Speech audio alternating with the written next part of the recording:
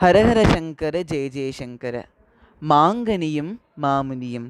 முருகபக்தரான கண்ணப்பன் சித்த வைத்தியராக இருந்தார்.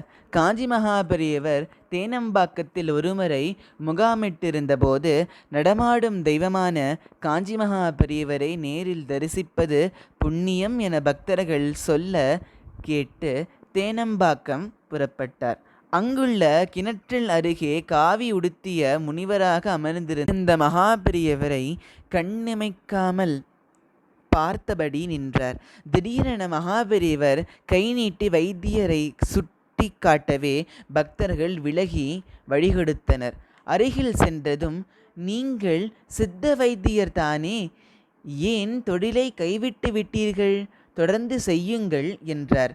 இதற்கு முன்பு பார்த்திராத பெரியவர் எப்படி இதை கேட்கிறார் என வைத்தியர் ஆச்சரியப்பட்டார். காவியுடையில் இருப்பவர் முருகப்பெருமானே என்று எண்ணி உள்மகிழ்ந்தார். குடும்பச் சூழல் காரணமாக கைவிட்ட தொழிலை மீண்டும் தொடங்கினார் வைத்தியர்.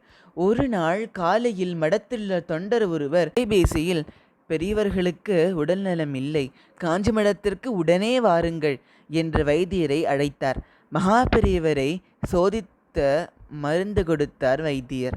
மறுநாள் சென்றபோது, நேத்து கொடுத்த மருந்துல உடம்பு சுகமாயிருந்தது என தெரிவித்தார் மகாபெரியவர். மனிதனாக பிறந்த பயனை அடைந்தேன் என வைத்தியர் கண்ணீர் சிந்தினார். வைத்தியர் ஒருமுறை மடத்தில் இருந்த நேரத்தில் காஞ்சி ஏகாம்பரநாதர் கோயிலில் அர்ச்சகர் வந்தார். கோயிலில் சுவாமிகள் நைவேத்தியம் செய்த மாம்பழம் ஒன்றை மகாபெரியவருக்கு சமர்ப்பித்தார் அவர்.